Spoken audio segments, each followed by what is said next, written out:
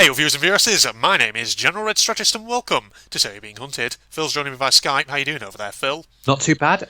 Not too bad. Hello, everyone. Last time I joined, we had what did we have a chat? Oh, yes, The best and worst, yeah. best and worst of various different games. Indeed, Yes. yeah. We had it was a good little one. Hasn't been uploaded yet, that one though. Yeah, but it's coming soon, though. Very soon. coming soon. As and Yes, when we like record this. a movie trailer. Coming soon Coming soon.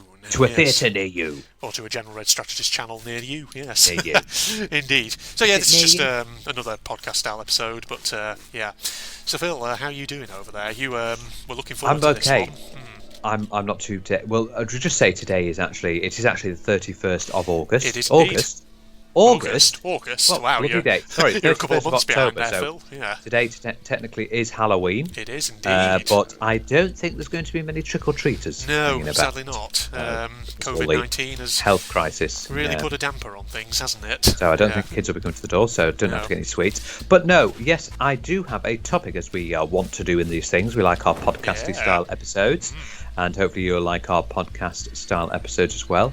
So the topic that I have for today is a little interesting. We have gone over it before in some various different things where we talked about various different ones, but we'll go into more depth. And it is with regards to museums. Museums, okay. Yeah, this is always a good one to talk about. Now we have had ones where we talked about topics, but we can also talk about museums where we've been to museums together, or museums that we've been to on our own or with family. Absolutely, yeah. Now, museums are a fun little experience. They are some of them you have to pay for, some are free. But they're a nice little cultural experience as well. Oh, yeah. And I do like a museum trip. I'm very fond of going in and learning about history. To a good museum as well. Science. Yeah, because we've been... so many, yeah. Yeah, now we have talked about museums in the past that we've been to, so we'll have a talk of them again in depth and various different things, and then little museums that you've been to on your own, or maybe you've been to with family. Yeah. That you've been, because there's all sorts throughout the UK. Absolutely, yeah. There's plenty of stuff really to kind of talk about in that regard. So I'm trying to think. So what sort of museums maybe have I been to? I wouldn't say I've been to one recently because obviously the lockdown has really proved a bit of a problem in terms of getting out, with some being shut. Getting out to museums, yeah. But obviously, I think actually probably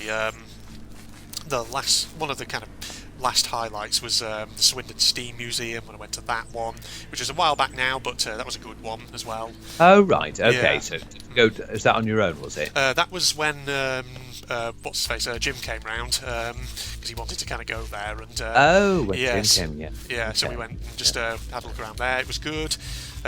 So yeah, if you're into your railway history and stuff like that, Swindon Steam is a brilliant one, because that's the thing about Swindon. It's very much a kind of railway town. At least it's connected to kind of railroad history, and because they used to kind of build locomotives and carriages down here.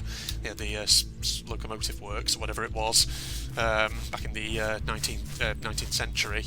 So that's a pretty good museum. It's got the usual sort of things you'd expect in a museum about steam locomotive history. It's got actual old historic locomotive examples that you can look at, among various other exhibits.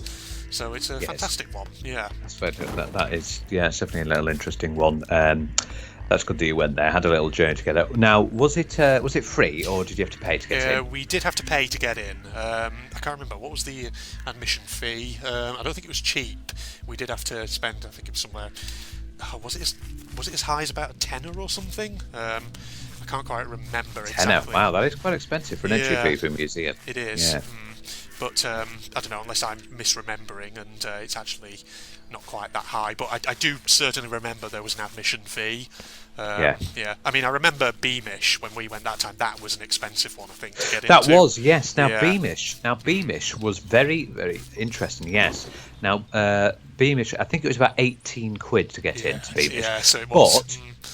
But you got an unlimited pass, you did. Which means you could go as many times within a year. Yeah, I think it was. So you could go within a year. Now, Beamish is an interesting concept of a museum, because unlike normal museums where you're inside and you're going through various exhibits, it's an open air museum. Oh yeah. Now, this is one where we both went together, and I've been in the past with my own family as well to Beamish, and it was utterly fantastic. It was indeed. It's located over in Durham Way. £18 to get in because you're limited pass, and it's all about various different things from various different periods of history. Open air museum, so it's not just one period of history. It's covered over a lot, and it's quite a big sort of area. It takes you quite a lot to walk around as well. Yeah, so if you go there, it's better to kind of have a whole day. There planning that you're going to be there from fairly from the morning right through to sort of closing time. Yeah, closing time. Yeah. It's got a cafe, so you can have lunch there as well. Indeed. Now, fortunately, we went on a half term and on a Saturday. Yeah, so there's a lot quite busy. There. Now, there's different sorts of sections with the guards. So if it's too much to walk, sometimes there are transport links throughout. It's like a bus and a sort of little tram system as well. And they're authentic period vehicles, ladies and gentlemen. Yeah, they are, which is good. They are authentic period. Now, one of the highlights was a 1940s farm. Yes. So you got to see a farm during the period of World War II. Indeed, yeah. I'm just going to jump cut here whilst we just go over to another island, so that we can cut out that long loading screen. So 1 second, everybody. And we're back in. So, keep on going there, Phil. We was Beamish Museum. That was the 1940s farm where you got to see this farm during the period. And I remember when you went inside the farm, they had newspapers on the table. Yeah. That gave the news of the day. England declared war on Germany. And things like that. Yeah. But you got to see the farm styles of what it was like back then and the houses. Yeah. Indeed. So they also had like the town section as well. Oh, now that's one of the biggest. That was absolutely heaving. Yeah. This is one of the most popular one, especially because it's got a certain sweet shop. Indeed, yes. In the town. Now the town was 1910s town.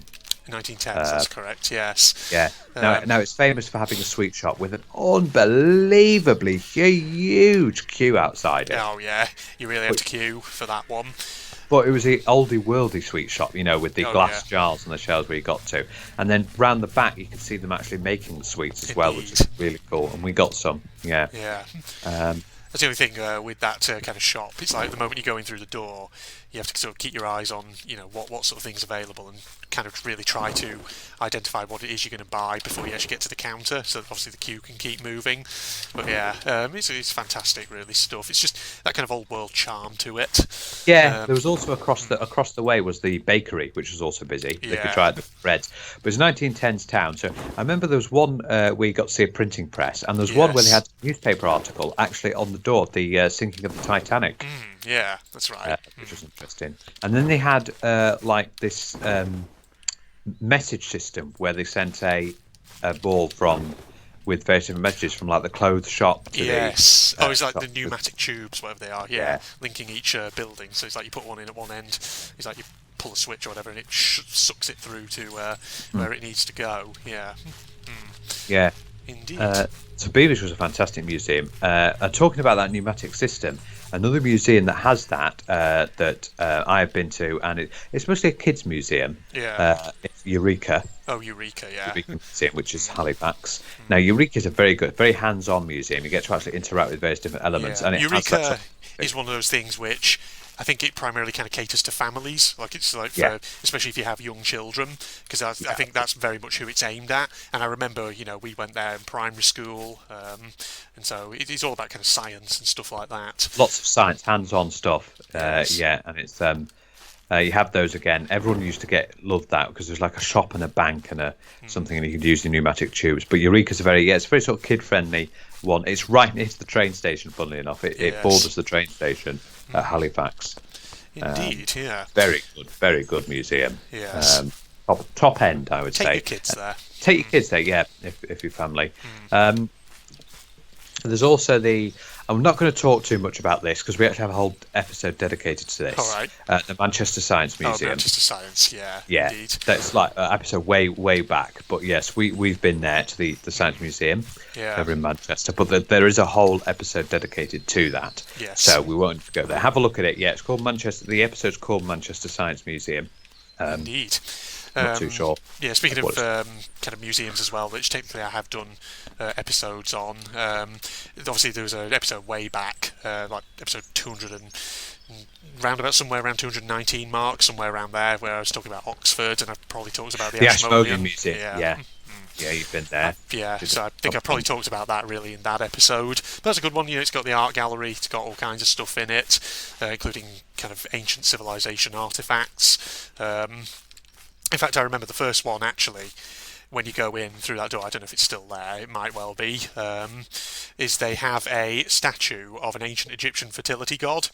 But next to this statue, they basically have the remains of what was the statue's, how shall we say, dong? But this massive fucking friggin' dong that would have been protruding out of the statue. It's ridiculous. And you think to yourself, how...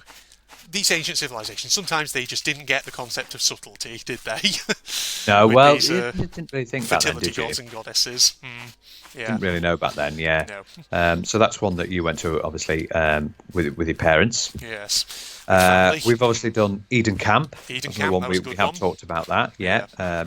Eden Camp, which was an old 1942 prisoner of war camp with very similar exhibits on World War II and one exhibit on World War One. Indeed. Because why not? Yes. So we had, and that was the time when we went to York, and we also went to the Railway Museum there as well. That was good. That's free as well. The Railway Museum, where you want to get if you're interested in trains and things like that, and other things to do with trains. It's got all sorts of information. Again, we have talked about that one. If you're coming to the UK for railway history, York is the probably first place you would go for that museum. Yeah. It's very good as York.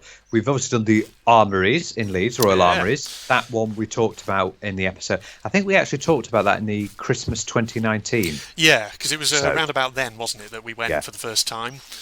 So if you want more of a synopsis on that, it's good. But yeah, that's free as well. Lots of fantastic artifacts in there, which we went to see. Yes. But it was good. There's not just an Armories in Leeds. Leeds does have an Armories. I think London's got an Armories. Yes. As well. Well, obviously, there's the Imperial War Museum at Manchester I've been to before, and the Imperial War Museum at Kensington in London, which I've been to that one as well. So both occasions there went with family, and they were really, they're really good, especially if you're into, your military history. They're fantastic. I've been to the Imperial one in Manchester. Yes. I think, because that one's a good one. That could be one we have a go at. Yeah. I know we've got some plans for the ones. There's the Liverpool U-boat Museum. Yeah, that's one of course, which we we're going to at some point. Yeah, speaking of other museums as well, I don't know, have I ever talked about my kind of the times I've been to Portsmouth and the museums and things around there? I can't remember if I've ever talked about that. I think you may have done. I know there was an episode we talked about your trip to Portsmouth. Yeah. But there's a massive wealth of stuff to see down there. So isn't it just? You've got things like obviously because it's a historic dockyard. There's a lot of military themed museums like the Marines Museum, the Submarines Museum, stuff like that. But also you've obviously got HMS Victory and HMS Warrior, which are basically converted into what are essentially museums on old ships. But they're fantastic. If you ever get the chance to go on board them, they are brilliant.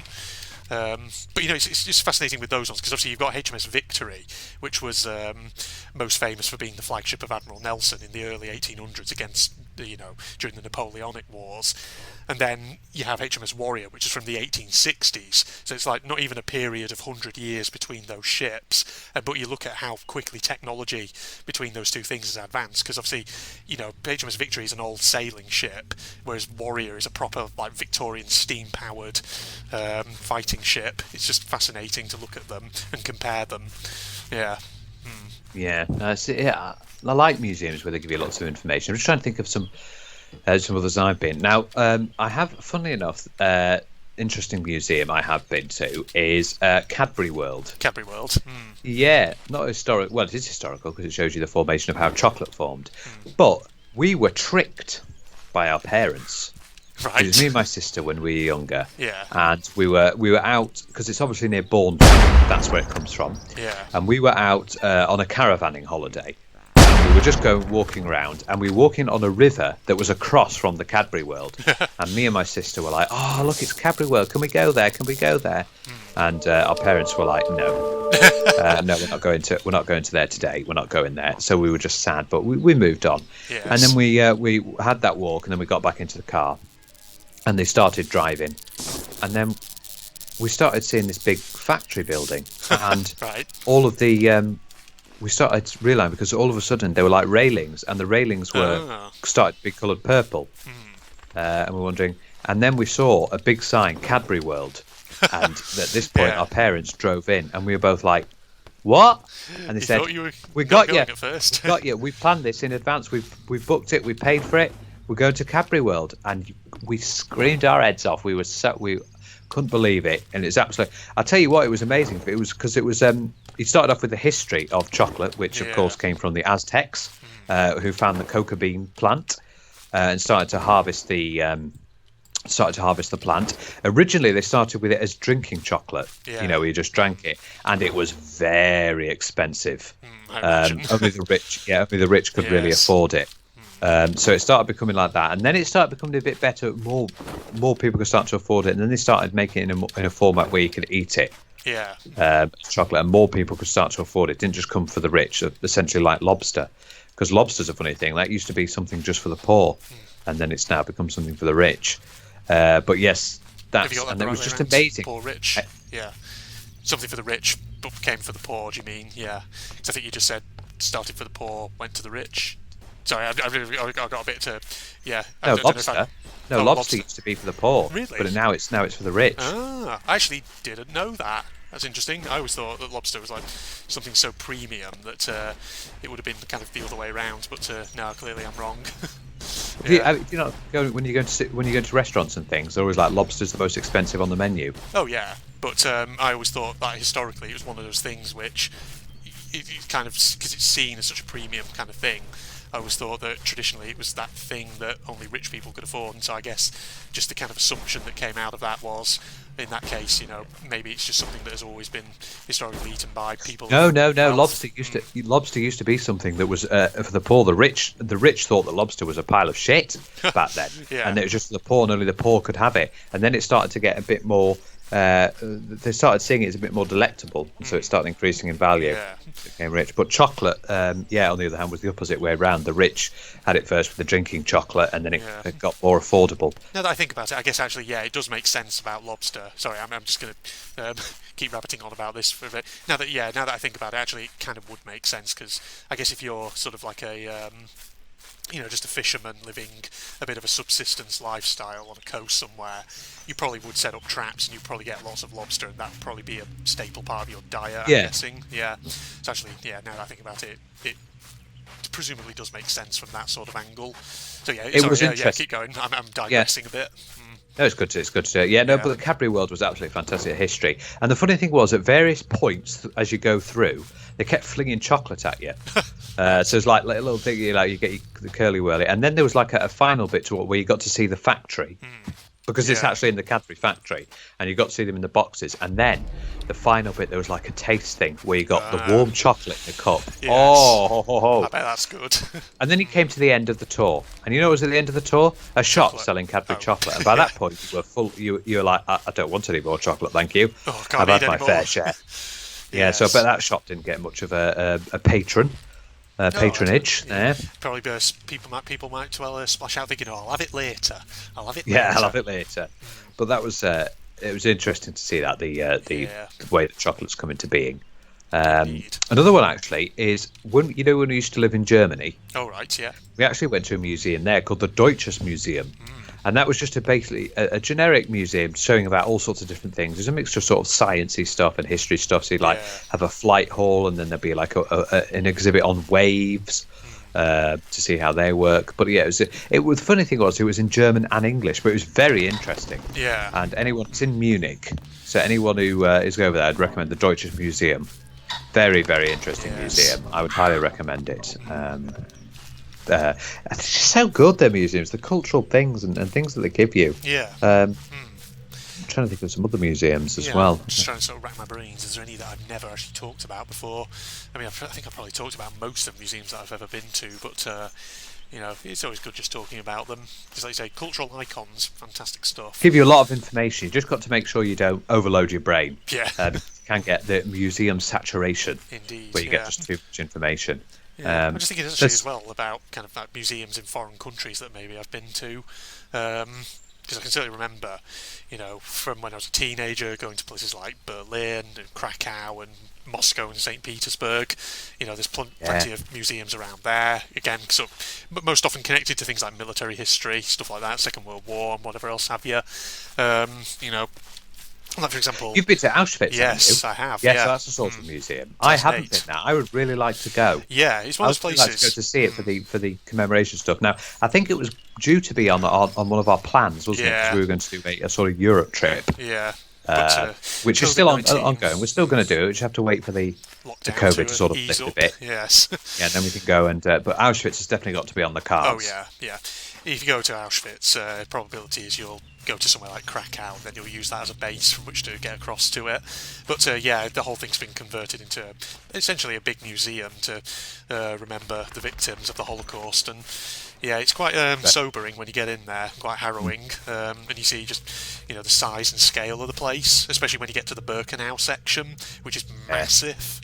You realise, destroyed holy gas shit. chambers and the infamous scene of the all the shoes piled up, because they have like the big fucking massive display case that has all the shoes. There's one as well that's similar. It's all suitcases, and then there's another one which is human hair. Yeah. Oh god, the human hair one. That's another one. Yeah, and you get to the infamous the gas chambers that have all been blown up. But when the Nazis tried to blow up evidence before they left. Indeed, yeah. But the thing is, because obviously it's divided into two. There's obviously the Auschwitz section, then there's the Birkenau section. The gas chambers in the Birkenau section are the ones that have all been that were all kind of dynamited. But technically, the gas chamber in the Auschwitz section is still there, and you can walk through it, and it connects straight through to the crematorium. So yeah, there's that, and you can. The interesting thing is how much time did the Nazis actually have to blow everything up before they could escape, and before the Allies eventually came around and found it? Well, I think a lot of it was kind of done in a hurry, because obviously the Soviets were advancing from the east, and they it got to a point where they decided, screw it, we're going to just pull out and try and destroy all evidence of what we've done. Yeah, they couldn't get done. Yeah, and they tried to take obviously a lot of the prisoners with them, but a lot of them just died because it was not good. Yeah, it's pretty bad. And they burnt. I think they burnt a load of documents as well, didn't they? Yeah. So they couldn't find any evidence on that. The whole thing was just trying to cover their tracks, but fortunately, because they know. they knew what they'd done was wrong. Horrendous. Yeah. Indeed, but ultimately, it now serves as a warning from history and all that. And it's just one of those places. If you get the chance to go to it, I always say you should, because it's just such a harrowing place, and it's one of those places where when you kind of get taught about the Holocaust in class, it sounds like something that happened so long ago. It kind of feels like it's very detached and removed, but then you actually go there and it kind of comes to life a bit, and it's quite sad. It is quite sad. Yeah, it is. I'm just trying to think of what other museums that I've been to. I know I've been to quite a few of my parents. There's been a few where we've been round. I know my sister has actually been into the Tower of London Museum. All right, yeah. Which enjoyed that, and enjoyed going around there. Yeah, my parents have been to the Tower of London, but I've never been, and it's one place probably that I wouldn't mind going to, just to see it. Yes. There's a Natural Science and History Museum that London have. There is. I remember in one of your Sir episodes, I think you mentioned I think it was the Science Museum, or was it the History Museum, and you said you found it a bit naff. It might have been. I seem to. That does seem to ring a bell. That does. It was the National History of the Natural Science Museum, but you found it quite naff. I think it might have been the Science one, because I don't think I've been in the Natural History one. Yeah, it might have been the science one. I think we kind of went in, and it was all right, but I don't know if it was necessarily that it was naff, or if we felt like a lot of the exhibits felt like they were kind of aimed at sort of more of a child kind of aimed more at kind of families and children. So we thought, it's all right, but I think part of the problem was on that day when we went to the Science Museum in London, we'd just been round the Imperial War Museum at Kensington, and so it was kind of like by contrast, because that Imperial War Museum at Kensington has so much incredible stuff in it, and I think maybe because also my family are very much kind of history buffs. As a result, the kind of Science Museum it just sort of paled a bit by comparison. But that's not to say the Science Museum is bad. By all means, if you're really into science, you've got to go. It is a good museum. Yeah. I guess it's just we've been around the Imperial War Museum first, and so maybe because there's so much to see in there, we were kind of a bit all museumed out, so to speak. You do get that point where you get a bit museumed out. You want to move on. So much to information do that you get saturated with. Oh God! Especially, I remember we went to the Armories. It was a bit too much in detail with some of the things. Like there'd be like swords, and they go, "This sword inlaid with gems around its rim." Like, okay. Finest golden Persian leaf. Yeah, that's like it. Yeah. But very interesting. Yeah. And some people are saying, I don't want to go to museums, they're boring. Yeah. But they're so full of culture and history and stuff. Oh, what about the Hermitage Museum in St. Petersburg? Have I ever talked about when I went round there? I may have done briefly. I think that's briefly, because I don't remember that one. Yeah. So that was, again, when I was a teenager. It was 2009 with a field trip with my A-level history class. We went to Russia, so we went to Moscow, then we took the train up to St. Petersburg overnight, and obviously in St. Petersburg you have what was the old Winter Palace of the Tsar and the Russian Imperial royalty, but now of course it's the Hermitage Museum, so it's a massive fucking art gallery. It's humongous. Wow. And the basically what is often said about it is, because there's so many artworks in it, if you were to spend 1 minute in front of each artwork, it would take you something like 11 years to get around the whole thing, because it's so massive. 11 years? Yes, that's what's said about it. Jesus. Because it is huge, it's massive, Wow. and as you can imagine, a lot of the artworks in there are things that were like recovered by Soviet troops in the Second World War and whatever else have you. So you've only just left now because you were like, I'm not leaving until I see every exhibit. Indeed, yeah. I've been there since I was a teenager, just living in the Hermitage. On the internet, nobody knows that you're secretly a hermit living in the Hermitage. Oh, that's what you did there. There you go. Absolutely. But yeah, that's an incredible thing to go around, because obviously it's an old Tsarist palace, so it's like really fucking opulent, the interior, with all like, incredible architecture and stuff. And yeah, well worth a visit if you're ever in Russia. That reminds me, I would love to go see the Palace of Versailles. Yeah. That'd be lovely. Oh, Indeed. that'd be, Louis XIV's palace, and of course it's where they signed the at the end of the armistice when it ended World War One. Yeah, Treaty of Versailles. That's it, Treaty of Versailles. Yeah, yes. A museum I actually have been that I haven't mentioned. When we used to go on caravanning holidays, we went to Coventry, and there's the Coventry Car Museum. Oh yeah. Now that was interesting because you get to see the different cars from films. And there's one like Mr. Bean's car, Knight Rider. Oh yes. With Kit. Yeah. You get to see these famous cars from films and all sorts of vintage cars as well. Yeah, that was interesting. The car museum. There's one near me as well. But the Coventry Car Museum was fantastic. I did enjoy that one.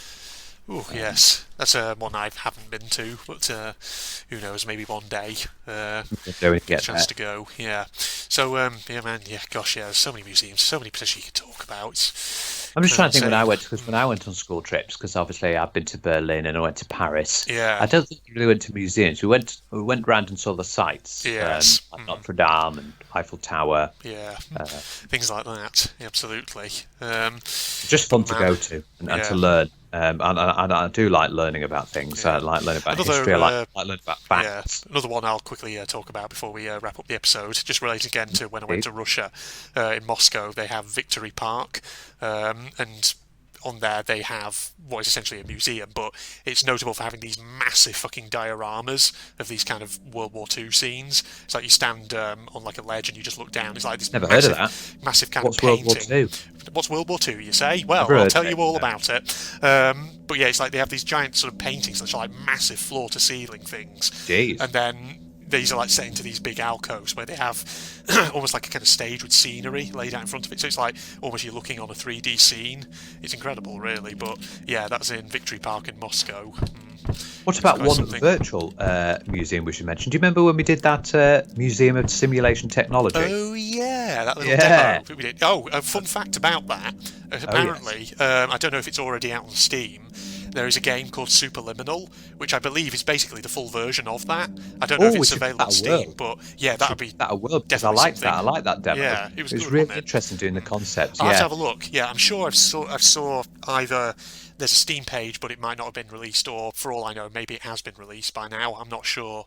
I'll have to check, but that's a game I'd definitely be interested in playing, because I have seen screenshots and it looks very interesting. It's basically the whole perspective stuff again, with the big chess pieces and whatever else have you. I did enjoy that. Yeah, so yeah, that's something. I'll have a look into that and see if maybe it's been released on Steam and see if it's available. Yeah. Okay. Yeah, that's another episode of So You're Being Hunted then, everybody. Thanks for joining me, Phil. That was a good discussion. We did have a good discussion. And to the views in your comments, have you been to any museums? Yeah. And if so, what museums have you been to? And would you recommend them? Yeah, would you recommend them? So, what do they have inside? What sort of exhibits are they displaying? But yeah, tell us about any museums that you've been, or any other cultural sorts of exhibitions. Yeah. Indeed. So thank you all for watching, and as usual, Facebook and Twitter links down below, along with a link to my propagandist channel for anyone interested. Other than that, if you enjoyed, don't forget to leave a like, comment, subscribe, and all that jazz. This is the two of us signing off now, everybody. Goodbye. Goodbye. What?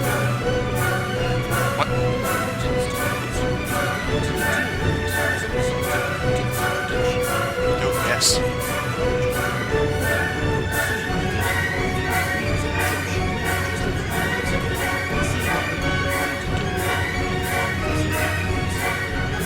Oh, yes. I mean, narrative contradiction. It was such a danger.